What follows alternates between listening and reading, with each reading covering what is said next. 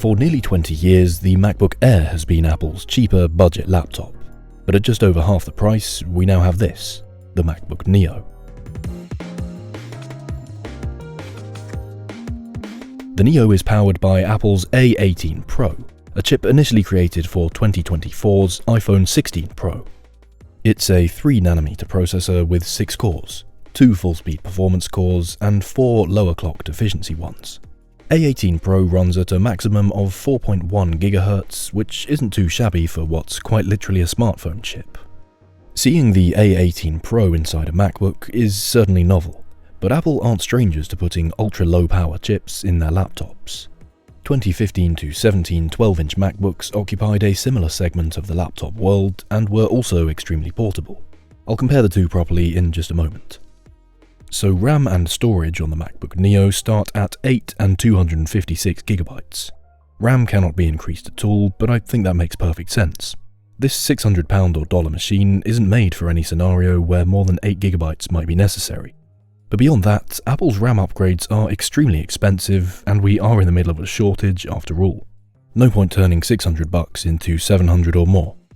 If anything, the 8GB limit could be a good thing, as it suggests Apple's future macOS updates will be optimized for lower spec chips like this and even the older M1 and M2. So going back to price for a second, I have the cheapest 256GB model here. The more expensive model would sport 512GB as well as a fingerprint reader on the power button. I think it's a damn shame they kept fingerprint unlocking behind a $100 price increase, but it's just another way of making a bit more money. This model starts at $599, but you know what's better than that? Paying $499.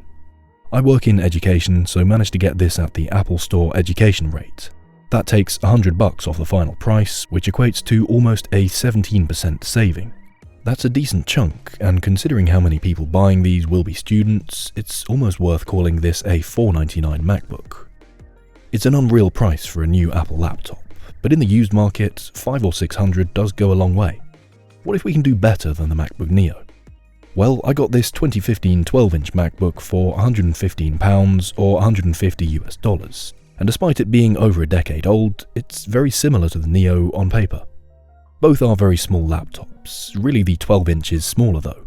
It's a third lighter and is also narrower and shorter than the Neo, but you do get a slightly smaller screen. The 12-inch has one USB-C port versus the Neo's two. They both have headphone jacks and both have a kind of strange speaker placement. The 12-inch has very impressive sound for 2026, but the Neo takes the cake here. The speakers around the edge aren't just for show and offer a decent surround experience as long as you're not too far away. The 12-inch 2015 MacBook is powered by an up to 7-watt dual-core Intel M series chipset clocking in at 1.1 to 2.4 GHz. It's an x86 processor, which is frankly miles behind the ARM-based A18 Pro, so this is really where the comparison ends. A18 Pro destroys 12-inch MacBooks when it comes to performance, with 3 times the cores and nearing double the clock speed.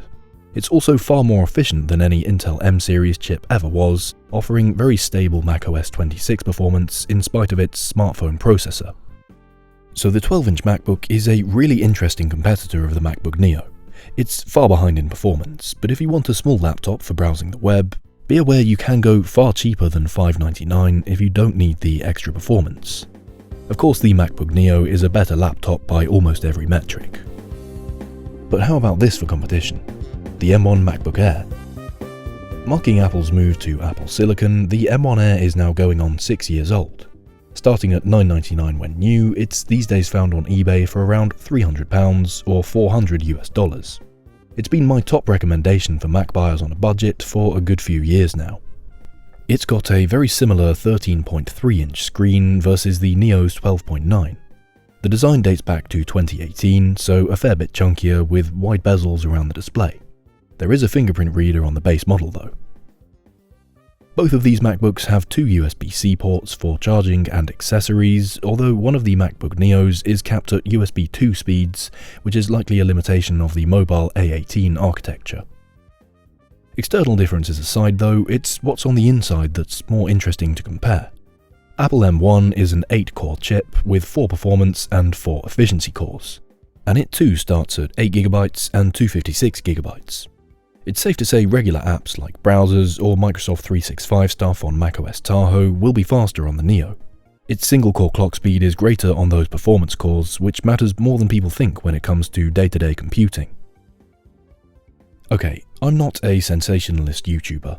I try not to use words like insane or obliterates, but the multi-core workstation performance of the MacBook Neo truly blew me away. The A18 Pro inside this computer is likely equal to or even better than the M1 chip in multi-core workloads. That's things like editing video, opening dozens of photos in Photoshop, a lot of the visual arts stuff. Geekbench 6's CPU benchmarking tests tell the multi-core story in numbers. The M1 MacBook Air scores 8342 with the MacBook Neo at 8668. It's not a significant jump, of course, and we don't have a huge amount of real-world data yet, but what is clear is the MacBook Neo is probably capable of doing everything the M1 MacBooks are. I've edited almost every video on this channel using Final Cut on an M1 MacBook, and performance has been virtually fine. This is such excellent news for the creative world. Instead of plastic Chromebooks with 64GB of storage and Pentium dual-core processors, a lot of young people are going to be growing up with these in the near future, and they'll have decent performance alongside access to proper desktop apps in macOS Tahoe and beyond. And that's another benefit to buying the MacBook Neo over the M1 MacBook Air.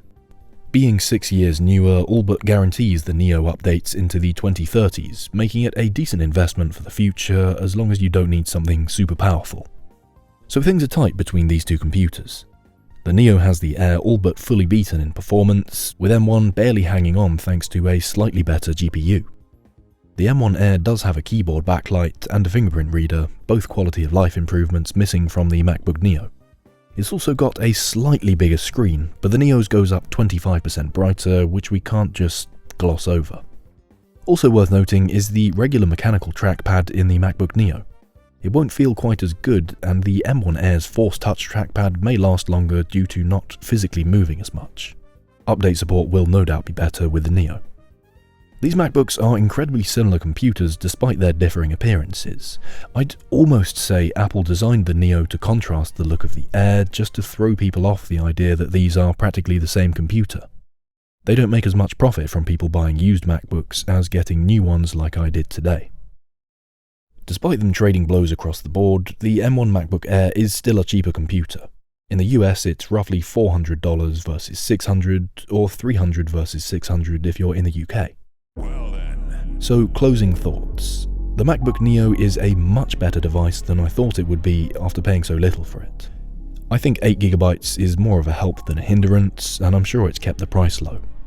The Neo is way ahead of pretty much all Intel Macs, although I'll do some videos over the next couple of weeks comparing them in depth. And versus the M1 MacBook Air, it's hard to say which is the better buy. I'm sorry to say, I'm still going to recommend the M1 MacBook Air as I'm a strong advocate for buying things used.